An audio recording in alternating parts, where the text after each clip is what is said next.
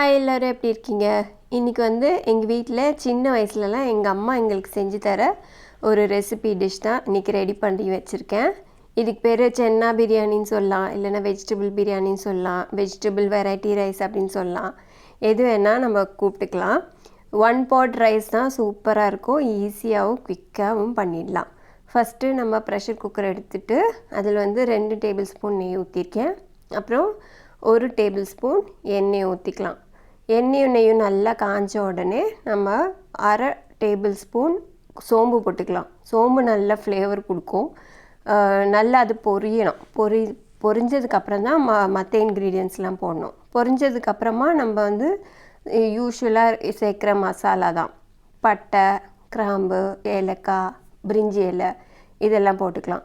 அப்புறமா நான் சேர்க்குற ஸ்பெஷல் இன்க்ரீடியன்ட் வந்து முந்திரி பருப்பு இப்போயே போட்டிங்கன்னா நல்லா ப்ரௌனாக அது ஃப்ரை ஆகிடும்.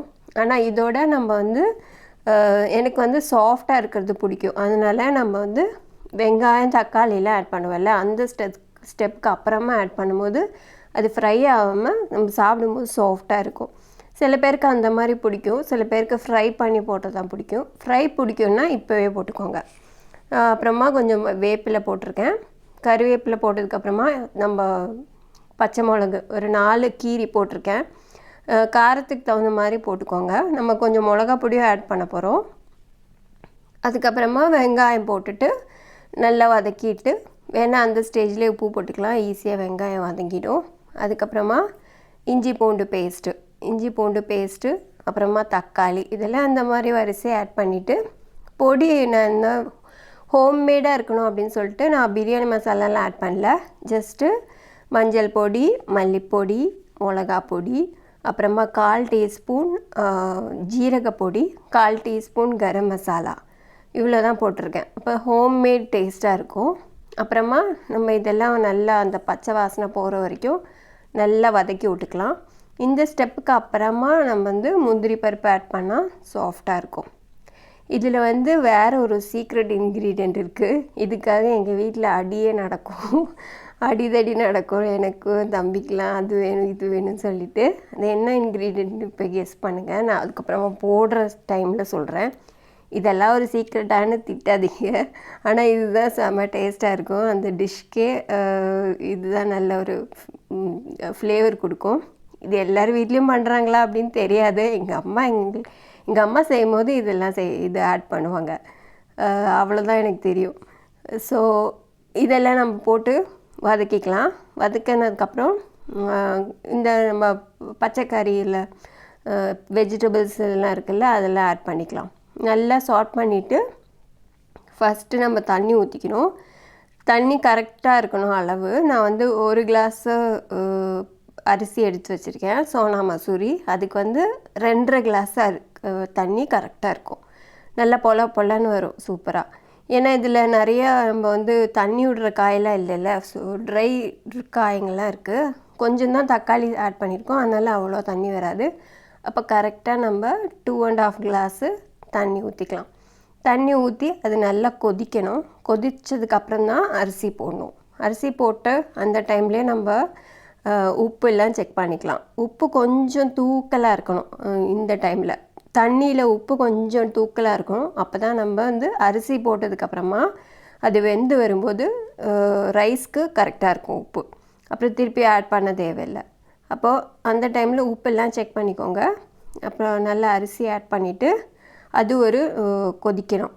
ஃபஸ்ட்டு ஒரு கொதி வந்ததுக்கப்புறமா நம்ம மூடி போட்டுட்டு ஒரு விசில் வைக்கலாம். ஒரு விசிலுக்கு அப்புறமா சிம்மில் வச்சுட்டு ஜஸ்ட்டு ஒரு 3 மினிட்ஸு இல்லை 2 மினிட்ஸு அந்த டைம் போதும், இல்லைனா குழஞ்சி போயிடும்.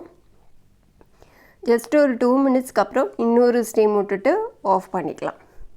ஆஃப் பண்ணோடனே ஸ்டீம் போனதுக்கப்புறம் திறந்தா மாதிரி இல்லை போதும். அதுக்கப்புறம் அதுக்கு முன்னாடியே திறந்துடாதீங்க. இங்கே பார்த்தீங்கன்னா சூப்பராக பொலன்னு அப்படியே வந்திருக்கு. இப்போ வந்து நம்மளோட சீக்ரெட் இன்க்ரீடியண்ட் என்னென்னா, ப்ரெட் இருக்குல்ல, நம்ம ஸ்வீட் ப்ரெட்டை நல்லா குட்டி குட்டியாக க்யூப்ஸாக கட் பண்ணி நல்ல நெய்யில் போட்டு ஃப்ரை பண்ணிக்கலாம். அப்படியே ஒரு கிறிஸ்பினஸ் மாதிரி இருக்கும், ஒரு டார்க் ப்ரௌன் கலரில் கிறிஸ்பியாக வரும். அதுதான் இதோட சீக்ரெட் இன்க்ரீடியண்ட். அப்போ நம்ம வந்து இந்த மாதிரி நெய்யில் கிறிஸ்பியாக ஃப்ரை பண்ணி வச்சுருக்கோம்ல, அந்த பிரெட் க்யூப்ஸ் எடுத்து இதில் போட்டுட்டு அப்புறமா நம்ம கொத்தமல்லியும் நல்லா குட்டியாக கட் பண்ணி போட்டு மேலே ஒரு டேபிள் ஸ்பூன் நெய் அப்படியே ஊற்றி அதுக்கப்புறம் கொஞ்ச நேரம் மூடி வச்சிடலாம். அந்த நெய்யோட ஸ்மெல்லாம் அதுக்குள்ளே அப்படியே இறங்கி சூப்பராக இருக்கும். நான் இதில் வந்து ஒரு தயிர் கூட ஆட் பண்ணால் அது காமிக்க மறந்துட்டேன். கொஞ்சமாக சின்னதாக ஒரு புளிப்பு டேஸ்ட்டு வரத்துக்காக நான் கொஞ்சோண்டு ஒரு டேபிள் ஸ்பூன் தயிர் ஆட் பண்ணேன். ஸோ இந்த நெய்யோட டேஸ்ட்டும் புளிப்பும் சூப்பராக இருக்கும். நான் வந்து லைட் ஆஃப் பண்ணி காமிக்கிறேன். இது வந்து எல்லோ லைட்டில் இருக்கனால கலர் சரியாக தெரியல. இது வந்து நல்ல ஒரு எல்லோயிஷ் கலரில் சூப்பராக இருக்கும். அப்போது இது வந்து எங்கள் வீட்டில் எங்கள் அம்மாலாம் எனக்கு இந்த சண்டேஸ்லலாம் சில டைம் செஞ்சு தர ஒரு சூப்பரான டிஷ்ஷு. இதுக்கு சைட் டிஷ்ஷாக நான் சிம்பிளாக வெங்காய ரைத்தா தான் பண்ணியிருக்கேன். அதுவும் வச்சு சாப்பிட்டாக்கா செம்ம டேஸ்ட்டாக இருக்கும். இது வந்து எங்கள் வீட்டில் பண்ணுற சிம்பிள் ஒரு சாதாரண ஒரு டிஷ்ஷு. நீங்களாம் ட்ரை பண்ணிவிட்டு எப்படி இருக்குன்னு சொல்லுங்கள். ஸோ இப்போ நானும் ட்ரை பண்ணுறேன். பிளேட்டில் எடுத்து வைக்கும்போதே சூப்பராக ஸ்மெல்லாம் வந்துச்சு. இப்போ நான் வாய்ஸ் ஓவர் கொடுக்கும்போது நான் அதை சாப்பிட்டு முடிச்சுட்டு தான் வாய்ஸ் ஓவர் கொடுக்குறேன். இருந்தாலே வாயில் அப்படியே தண்ணி எல்லாம் வருது. செம்ம டேஸ்ட்டாக இருந்துச்சு. பாருங்களேன், ப்ரெட்டு தான் இருக்குது இல்லையே இதில் டேஸ்ட்டு.